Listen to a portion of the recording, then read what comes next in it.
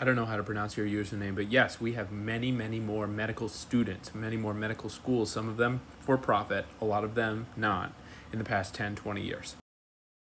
The vast majority of residency spots are funded by the federal government through Medicare. There are some state-specific programs that will fund programs that are in high need or high demand. Think primary care in rural Arkansas, things like that. But a lot of those states that have more rural need do not have government leadership that are incentivized to providing funding for things like this. There are ways that residency programs can expand. Part of that has to do with, after 10 or so years, if you say, hey, the number of patients per year that my hospital sees has grown by 50%, I think that justifies 50% more residents. At the shop where I did residency, we used to have 10 slots, but then given the increase in patient volume, it was increased to 16 residents per year. Within that, though, there are other places where you can get funding for a resident. And albeit true that residents provide much more value to a hospital system than they are paid, and that goes with all fields, whether it's primary care or neurosurgery, we as residents would create more value than we are paid.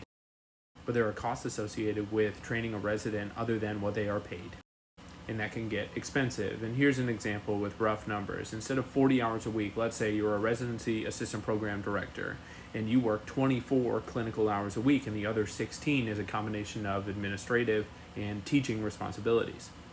And if you think for that 20 hours or so of clinical work, that has a cost that you are devoting to training residents, but then that is also time spent not at the bedside with patients, that you need another attending to pick up that patient volume. And there was a big cost associated with that. Now, there are other ways to fund a residency slot. One of the 16 spots at the place where I trained was apparently funded by the VA hospital that we would rotate at for a month, an intern year. And relationships like that can be beneficial for everyone. That VA gets an intern that they work very hard.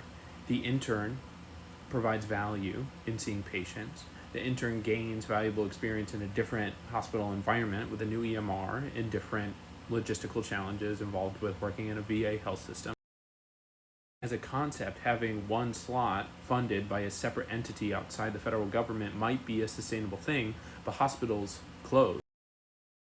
Right now, with the government shutdown, there are multiple rural community hospitals and clinics that are shut down because they don't have funding. If that funding goes away, how do they host a resident? It's all very tricky, but it's even worse when we don't have a government.